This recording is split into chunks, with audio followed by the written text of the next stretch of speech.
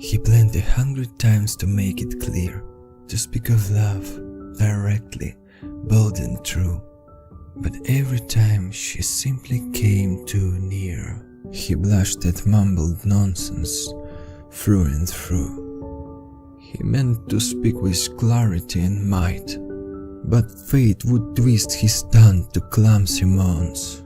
He'd quote from Tolstoy, babble out of fright, or sit in silence, still as weathered stone. His courage drained, he'd slowly homeward tread, dejected, crushed by all he couldn't say.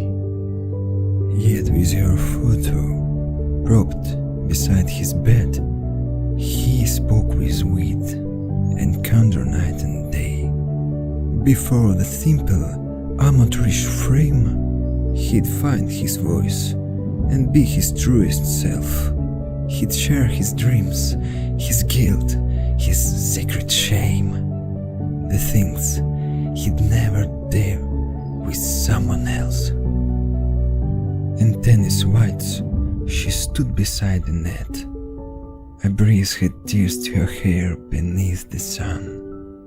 She held it down, the moment lingers yet, how squinting with a smile, mid-laugh, mid-run. And he would gaze, unable to look away, and whisper words more tender than he'd know. Then sigh, you always smile and joke and play, while I just drown in love, alone, alone. She was in everything, her eyes, her loud. That haughty, heady music filled his head. He'd hear it in his sleep, that lilting chaff, and even dreaming, curse himself with dread. But then he horse-struck, a noble frame arose in him, enough, his spirit swore. I'd rather die than live without a name. Today I live in silence, nevermore. Through city din he marched, his shoulders square, a warrior's step, defiant and complete. To win or lose, he didn't even care, as long as he would never face defeat. But something failed, a stumble, fate, who knows? Again he flushed, again his word got stuck.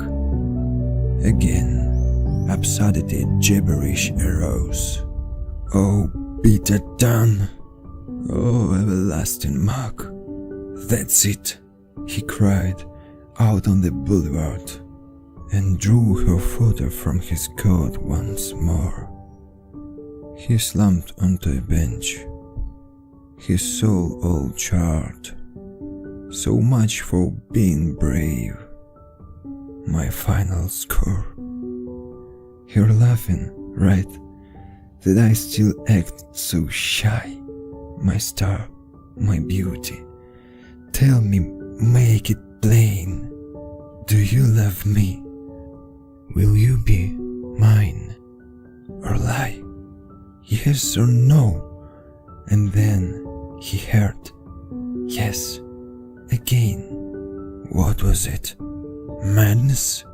Heart's hallucination? A maple whispering its autumn lore?